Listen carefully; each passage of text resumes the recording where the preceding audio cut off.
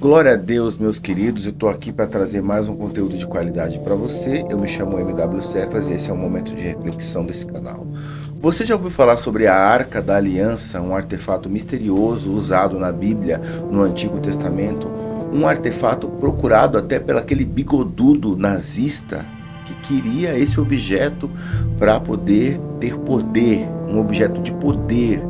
Tá? Um objeto mais misterioso do mundo, na minha opinião, é o objeto mais misterioso do mundo, que segundo alguns estudiosos, ele está escondido na África, numas aldeias africanas, por conta de uma relação com Salomão e a rainha de Sabá. Eles tiveram um filho que supostamente se chamaria Menelik, e esse filho levou a arca quando Israel sofreu um ataque, e ele escondeu a arca, né, segundo algumas teorias. Mas o que seria essa Arca da Aliança? Algumas pessoas dizem que é um baú com 2 querubins em cima cruzando as asas. Mas faz mais sentido uma outra teoria que eu já ouvi. De quem? De quem que vocês acham que eu já ouvi essa teoria? Daniel Lopes. É óbvio que parece que as características da arca, conforme o tempo, foram perdidas, ou até mesmo para camuflar o que é essa arca de verdade. Então eu quero trazer aqui uma breve reflexão sobre isso e um cortezinho de podcast, 2 cortezinhos de podcast que o Daniel fala sobre essa arca. Primeiramente, eu quero ler o versículo bíblico que o Daniel Lopes vai falar. O versículo bíblico que fala sobre a Arca da Aliança e que nos prova que ela ainda existe, está em Apocalipse 11:19, tá? E o versículo diz assim: então foi aberto o templo de Deus nos céus, e ali foi vista a Arca da Aliança. Houve relâmpagos, vozes, trovões, e um terremoto e um grande temporal de granizo. Então, o que aconteceu aqui? Apocalipse revela que a arca vai aparecer em um momento da história, tá? E nós já estamos vivendo nos finais dos tempos, tá, irmão? Não vou ficar passando maquiagemzinha, não, falando que a gente está em Mateus 24, que a gente está vivendo Apocalipse já, Apocalipse na minha opinião, tá? Então, o que é isso? O que é esse objeto? O que esse objeto modela pra gente? O que ele traz pra gente, né? O que é a Arca da Aliança de verdade? Primeiro eu quero ver sobre a teoria que eu estou falando aqui. Veja bem, olha a teoria que eu acho que a arca é. Se liga nesse corte. A arca é chamada de assento da misericórdia, a tampa da arca. E eu falo, poxa, do jeito que os caras colocam a arca, com 2 anjos em cima, não tem como você sentar naquilo, né? Porque onde São 2 querubins? Os 2 querubins com a asa assim encostando. Coloca a imagem, por favor, da arca para o pessoal entender. Aí eu penso, como é que a tampa da arca é chamada de assento da misericórdia? Dizem que a arca, alguns, né, eu sei que isso é polêmico, eu não vou dizer que isso é a verdade, é uma opinião que eu estou levantando para a galera pensar. A arca, na verdade, era um trono. E os querubins ficavam como se fosse o encosto da arca. Aí, o que aconteceu? Aqui o encosto do assento. O encosto. E eles cobriam os rostos e conectavam as asas, mas era um encosto, não era exatamente em cima. Por quê? Quando o sumo sacerdote fazia o ritual do Yom Kippur, do Dia do Perdão, Deus aparecia sentado em cima da arca, como se fosse se manifestando no trono. A gente não sabe se ele aparecia sentado ou não, mas a presença de Deus se manifestava ali, né? Depois do véu e tal. Então a arca era um equipamento que conseguia conectar a nossa dimensão com a dimensão divina. Você vê o poder que esse negócio tem, né? Meu Deus do céu, eu fico atônico com isso. Você vê a semelhança? Faz sentido isso ser um baú, uma caixa com 2 querubins em cima? Não faz sentido ser uma caixa. Porque também tem passagens que a arca foi descrita como assento da misericórdia. Ou seja, Deus está no seu trono, no seu mais alto trono, Merabá. Ele está no seu Merravá, no seu trono, na sua carruagem. E Deus é soberano sobre todas as coisas, tá? Deus já pediu para fazer essa arca com medidas. Deus capacitou Bezalel e um outro irmão, que eu não me lembro o nome agora, para trabalhar, para esculpir o ouro, para esculpir madeira, para fazer do jeito que ele pediu as medidas. Então realmente é algo ditado por Deus. E para você, eu vou entrar agora nisso aqui, para você que acredita, a Bíblia foi escrita por homens, eu não posso seguir a Bíblia. A arca também foi feita por homens. homens que seguiram a Deus, tá? Homens que seguiram ao Senhor, homens que ouviram, que eram sensíveis ao Senhor, eles que fizeram a arca. Porém, depois pessoas normais encostaram na arca e morreram, tá? Com cargas elétricas. A arca ajudou a derrubar as muralhas de Jericó. A Arca da Aliança, na casa de uma pessoa bem-aventurada, ela abençoou a casa. Na casa dos pecadores, ela amaldiçoou a casa. Então, que objeto é esse criado para a mão de um homem? Então, é óbvio que quem escreveu a Bíblia foi um homem inspirado por Deus, tá? Não foi um cachorro, um gato, muito menos uma pedra, tá bom? E como o Daniel Lopes falou aí, é um objeto que conecta o natural com o espiritual. É muito, muito profundo, por isso que o Bigodudo procurava esse objeto. E hoje ele está em secreto, guardado pelo Senhor. Ele vai aparecer no momento certo. Glória a Deus pela promessa que nós cristãos temos de um dia ver tudo isso, de um dia estar na presença do Mestre, andar nesses lugares, irmãos. Vocês precisam viver com a expectativa no céu, tá? Agora eu quero colocar mais um corte aqui, que ele vai estar explicando o que tinha dentro da arca. Só para vocês entenderem, tá? Só para a gente interagir um pouquinho. Se liga aí. A Arca da Aliança, ela aparece no livro do Apocalipse.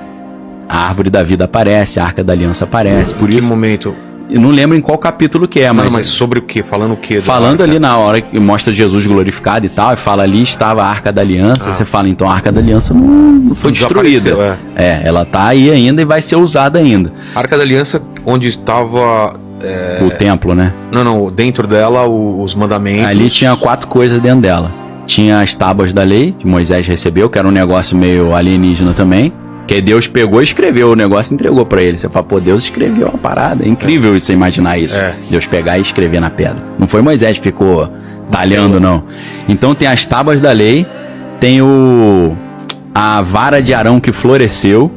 Isso é interessantíssimo, né? Porque Deus escolheu Arão para ser o líder espiritual. Da família de Arão saíram todos os sacerdotes, né? Os Kohanim em hebraico. E aí, os outros caras falaram, mas por que você que é o sacerdote, não sou eu? Aí Deus falou, ó, pega todo mundo aí uma vara, e a vara que florescer é quem eu escolhi. Aí o cara pegou um pedaço de madeira, surgiram ali umas folhas ali, aí falou, é ele, fez um milagre e falou, é ele que eu quero. Só fui eu que escolhi, não foi ele que se autodeclarou. Então tem a vara de Arão, que floresceu. Maná. Tinha, né? E aí tinha um pote de ouro com maná dentro. Por isso que eu falo que são 4 coisas, né? Não, o pote de ouro o pote e o maná dentro, entendeu? Olha que interessante. Olha que interessante. Todas essas coisas que estão na arca são coisas espirituais. Porque o maná, se você guardasse o maná, ele virava bicho. Ele apodrecia, ele virava larva. Porque o maná era para lembrar que o Deus é o Deus da provisão. Todos os dias Deus ia dar a provisão para aquela tribo, para aquelas tendas, para aquelas pessoas comerem o pão do céu. E tem uma amostra disso há anos ali inteiro, preservado. Você já imagina o quão espiritual é isso? O quão espiritual é você ter contato com isso? Olha que glória. Por isso que pessoas, às vezes, que têm contato com a arca, infelizmente venham a falecer, né? Porque não conseguem suportar a glória do Senhor, é algo santo. A vara de Arão, que igual ele falou aí, é algo pela lei da física é incrível, né? Porque Deus fez florescer ali, mostrando que ele é o Senhor que criou todas as coisas. Ele criou as árvores, as flores, ele criou tudo, então ele tem governo sobre tudo, ele escolhe quem ele quer.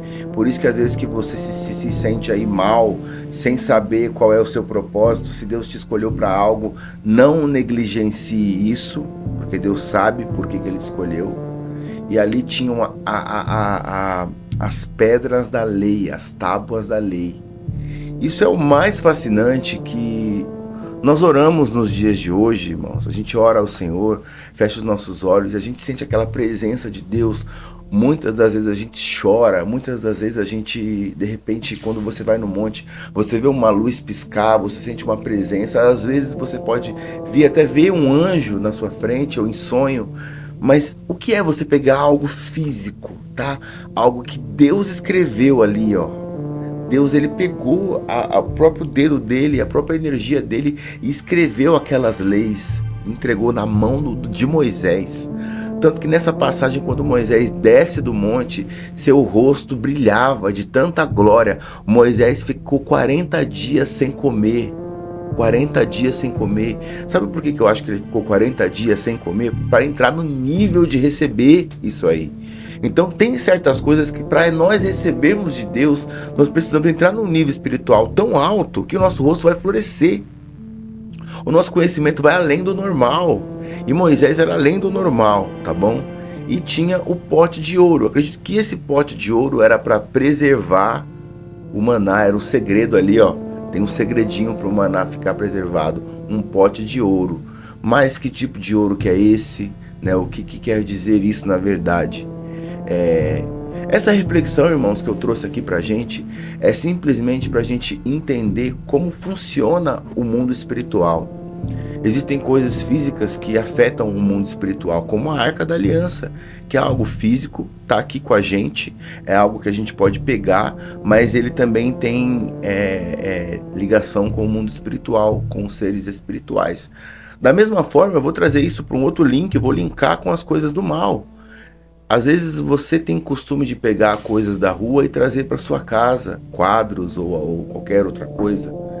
E às vezes aquilo carrega seres espirituais ou tem uma consagração em cima que vai amaldiçoar a sua casa.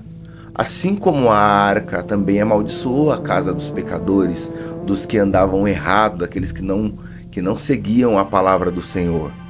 E abençoou aqueles bem-aventurados, aqueles tementes que Deus conhece o interno. Então toma cuidado com aquilo que você coloca na sua casa, toma cuidado com aquilo que você recebe das pessoas, com aquilo que você ganha, com aquilo que você usa no seu corpo. Tudo isso tem impactações com o mundo espiritual também. Mas deixando aqui o resumo, voltando para a Arca da Aliança, qual é a sua opinião? Você acha que a Arca da Aliança já foi encontrada? E ela está guardada no Vaticano, como dizem aí, ou em outros lugares? Ou você acha que ela está sendo preservada por Deus, pela soberania do Senhor? Você acha que um Deus tão poderoso desse... Eu falo isso para as pessoas quando reclamam, mas a Bíblia já foi alterada milhares de vezes, quem me garante que o que está escrito ali foi feito por Deus mesmo? E eu simplesmente respondo o seguinte: você acha que um Deus tão poderoso desse, um Deus tão forte, poderoso, que é dono de toda a honra, toda a glória, que veio nessa terra como homem, andou sobre o mar, acalmou o mar e as ondas, ele não ia ter a capacidade e o poder de preservar um livro com as suas escrituras, com aquilo que ele quer que o ser humano faça? Você acha que Deus não tem a capacidade de preservar um livro mediante mão de homem? Se ele toca coração de ímpio, toca coração do faraó, tocou o coração de Nabucodonosor, de Ciro, se ele comanda isso, se ele tem uma hierarquia, se ele pode pegar e pedir para um peixe engolir Jonas e preservar o profeta ali, você acha que um Deus não pode preservar um simples livro de papel, meu irmão? Sua fé é muito pouca, então. Creia nesse Deus. Hoje você não pode vê-lo ainda, mas você pode sentir e ver as suas obras. Veja com os olhos espirituais, amém? Glória a Deus por esse vídeo. Glória a Deus, porque Deus tem grandes coisas na vida de você que está me assistindo aqui. Se você parou aqui e está assistindo esse vídeo, olha, Deus tem grandes propósitos na sua vida. Esse vídeo me inspirou a te dizer que as coisas que você acha que não é para você, aquilo que você acha que não tem sentido para você, Deus faz ter sentido, porque Deus te escolheu e porque ninguém, assim como a vara de Arão floresceu, sua vida florescerá na presença do Senhor. Amém? Glória a Deus pela sua vida, meu irmão. Glória a Deus pela sua vida, minha irmã. Que Deus possa abençoar a sua casa, florescer as suas finanças, a sua vida pessoal, te livrar de toda tristeza, de toda frustração. Amém? Em nome de Jesus. E que você possa se fazer presente no dia em que nós fomos ver essa arca aí, nesse versículo de Apocalipse. É uma bem-aventurança, é uma glória, é uma honra receber essa palavra. Amém? Que você seja abençoado por mais uma palavra em nome de Jesus. E até o próximo vídeo. Glória a Deus por isso.